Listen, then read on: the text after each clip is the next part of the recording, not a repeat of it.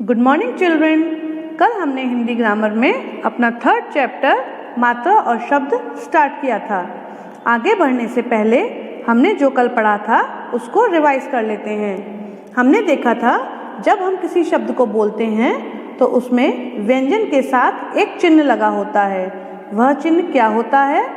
वह चिन्ह होता है स्वर की ध्वनि। उस चिन्ह को हम क्या बोलते हैं? स्वर की ध्वनि। और जो ये स्वर की ध्वनियाँ होती हैं इन्हीं को हम मात्रा बोलते हैं। मतलब इसका ये है कि व्यंजन के साथ जिन चिन्हों का हम प्रयोग करते हैं वे चिन्ह स्वरों की ध्वनियाँ होती हैं या फिर स्वरों की मात्राएं होती हैं। इसका मतलब ये है कि स्वर को हम वास्तविक रूप में व्यंजनों के साथ उपयोग नहीं करते।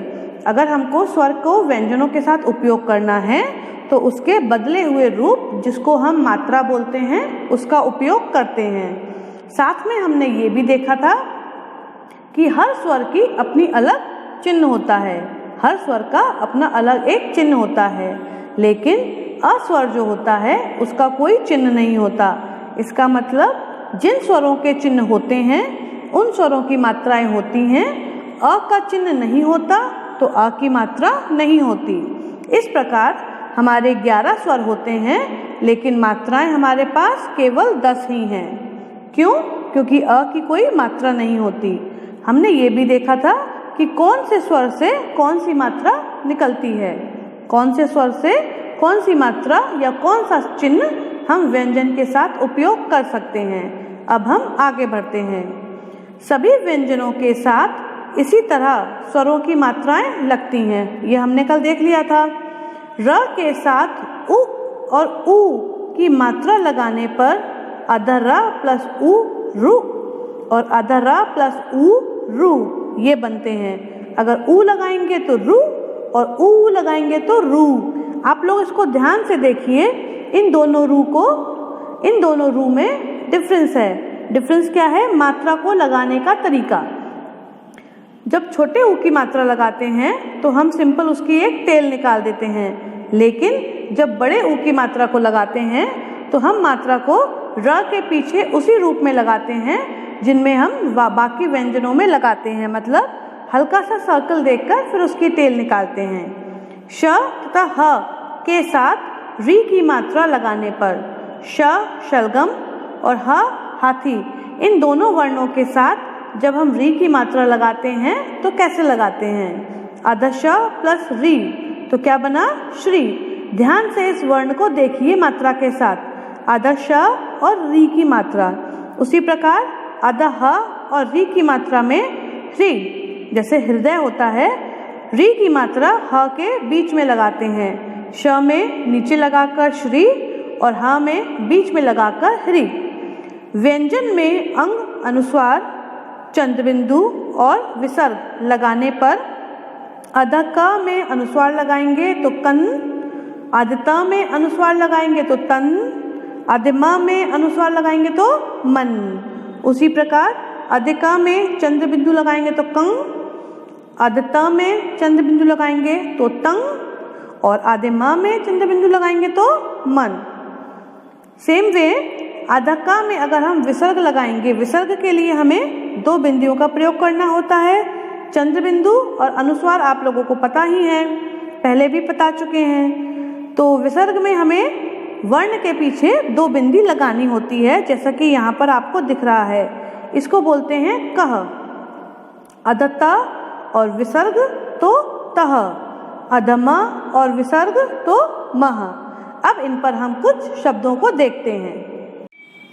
आइए अनुस्वार, चंद्रबिंदु और विसर्ग के प्रयोग से बने कुछ शब्द देखें। अनुस्वार वाले शब्द हैं शंख, हंस, रंग, दंत, कंचन, जंगल, चंदन और मंगल।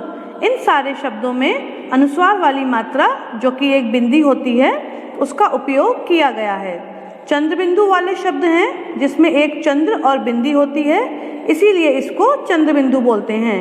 गांव, चांद, पाँव, आंधी, चांदी, सांप, अंधेरा, इन सभी शब्दों में चंद्रबिंदु की मात्रा का उपयोग किया गया है। विसर्ग वाले कुछ शब्द हैं अतः, नमः दुख। देखिए आप इसमें वर्ण के बाद जो बिंदी लगी हुई हैं दो, उनको हम विसर्ग बोलते हैं। अतः, बोलिए मेरे साथ, अतः नमः दुख। ठीक है, अब हम आगे चलते हैं। शब्द, अब हम क्या सीखेंगे? हम सीखेंगे शब्द। शब्द दो या दो से अधिक वर्णों के मेल से बनते हैं, परंतु शब्द बनाने के लिए वर्णों का सही स्थान पर प्रयोग करना जरूरी है। जो शब्द होता है वो किससे बनता है? वर्णों के मेल से बनता है। वर्णों को अगर हम एक साथ लिखेंगे तो उससे शब्द बनेगा, लेकिन वर्ण कितने होने चाहिए? या तो दो या दो से अधिक। तो मतलब दो या दो से अधिक वर्णों के मेल से शब्द बनता है, लेकिन शब्द को बनाने के लिए वर्णों को सही क्रम में लगाना जरूरी है। वर्णों को सही क्रम में लगाना जरूरी है। अगर वर्णों को सही क्रम में नहीं लगाएंगे तो क्या होगा? चलिए देखते हैं। क, ड़, स, ये तीन वर्ण हैं। आपको मालूम है वर्ण क्या होते हैं? तो क, ड़, स ये वर्ण लिखे हैं और इनसे बनने वाला शब्द है कड़स। क्या है? कड़स। दूसरा है म, ट, ट, ये चारों भी वर्ण हैं और इन वर्णों से बनने वाला शब्द क्या है? ममटट। क्या शब्द है ये? ममटट। इन दोनों शब्दों का कोई अर्थ नहीं है, अतः ये शब्द सही नहीं है। ये दोनों शब्द जो हैं, इनको सुनकर या पढ़कर आपको कोई तस्वीर दिमाग में आ रही है क्या? आप इन शब्दों को सोच सकते हैं कि ये किस चीज़ का शब्द है या ये किस चीज़ के बारे में हमको बता रहा है? नहीं। जब ऐसा नहीं होता तो ये शब्द सही नहीं होते। ऐसा इसलिए है क्योंकि यहाँ वर्णों का सही जगह पर प्रयोग नहीं किया गया। ऐसा क्यों हुआ है? क्योंकि यहाँ पर जो ये वर्ण उपयोग किए गए हैं, यहाँ पर 3 और यहाँ पर ये 4 वर्णों का उपयोग किया गया है, इनका क्रम सही नहीं है। इनको हमने बस ऐसे ही लिख दिया, इनका क्रम सही नहीं है, इसीलिए ये शब्द भी सही नहीं है।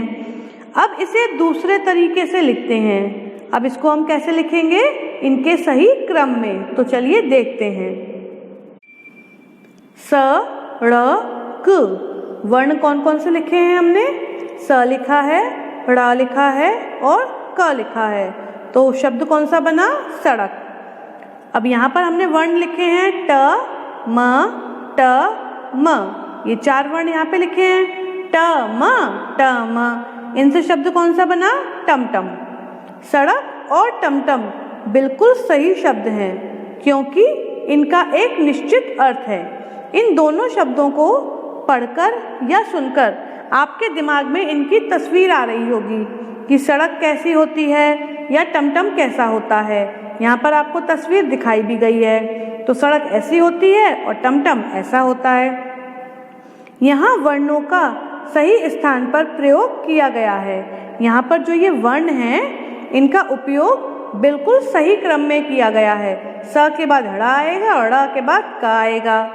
यहाँ पर ट के बाद म आएगा, म के बाद ट आएगा, फिर ट के बाद म आएगा। इस प्रकार सही स्थान पर प्रयोग किए गए शब्द को सार्थक शब्द कहते हैं। ऐसे जो वर्ण होते हैं जिनको सही स्थान पर प्रयोग किए जाते हैं और इन वर्णों से जो शब्द बनता है उसको हम क्या बोलते हैं? सार्थक शब्द। क्योंकि सार्थक का मतलब ही है स-अर्थ, अर्थ के साथ। सार्थक का मतलब क्या है? अर्थ के साथ। तो ऐसे शब्दों को हम सार्थक शब्द कहते हैं। अब आप समझ गए होंगे कि वर्णों का सही जगह पर प्रयोग करने से ही सही शब्द बनते हैं। इसका मतलब ये है कि अब आपको समझ में आ गया होगा कि वर्णों को अगर हम सही जगह पर या फिर सही क्रम में उपयोग करेंगे तभी हमारे पास एक सही शब्द आएगा। वर्णों का सार्थक समूह शब्द कहलाता है। इसीलिए ये इसकी परिभाषा हो गई कि वर्णों का सार्थक समूह मतलब एक ऐसा समूह, वर्णों का एक ऐसा समूह जिसका अर्थ निकलता है, उसको हम शब्द बोलते हैं। ध्वनियों को जोड़कर बनाए गए कुछ और शब्द देखिए। यहाँ पर एक लिस्ट है जिनमें ध्वनियों को जोड़कर शब्द बनाए गए हैं। ध्वनियों को जोड़कर मतलब स्वरों का भी उपयोग किया गया है। अध घ प्लस अ प्लस अध र और अ, इससे बना घ। पहले अध घ और अ से बना घ, और अध र और अ से बना र, और फिर इन दोनों से बना घर। उसी प्रकार अध न प्लस अ, इससे बना न। अध ल प्लस अ, इससे बना ल, और इन दोनों को जोड़कर बना नल। इसी प्रकार अध क प्लस अ क, अध ल प्लस अ ल, अध म प्लस अ म, और इन तीनों वर्णों को सही क्रम में जोड़कर बना कलम। कलम मतलब पेन। अध म प्लस अ म, अध ह प्लस अ ह, अध ल प्लस अ ल, और इन तीनों वर्णों को जोड़कर बना महल। और देखते हैं आगे, अध प प्लस अ प, अध न प्लस अ न, अध घ प्लस अ घ, अध ट प्लस अ ट। तो ये चारों वर्ण हमें मिले इससे, और इन चारों वर्णों को जोड़कर बना पनघट।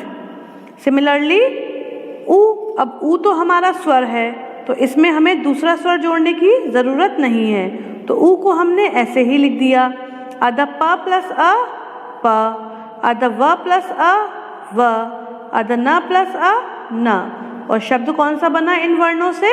उपवन। मतलब ये है कि ये ध्वनियाँ हैं, ये ध्वनियों से बनने वाले वर्ण हैं, और ये वर्णों से बनने वाले शब्द हैं। ध्वनियाँ, वर्ण और शब्द। आगे चलते हैं। अध त प्लस आ बना ता, अध प्लस आ बना ला, तो क्या बना? ताला।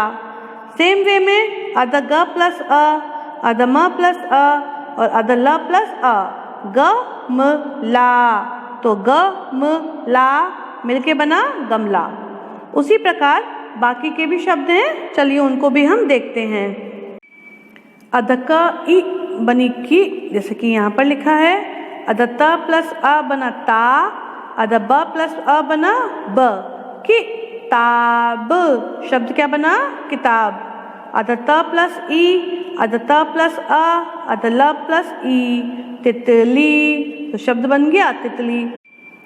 तो बाकी की ध्वनियों को देखिए, उनसे बनने वाले वर्णों को देखिए, और फिर उन वर्णों से बनने वाले शब्दों को देखिए, और घर पर इसकी प्रैक्टिस करिए।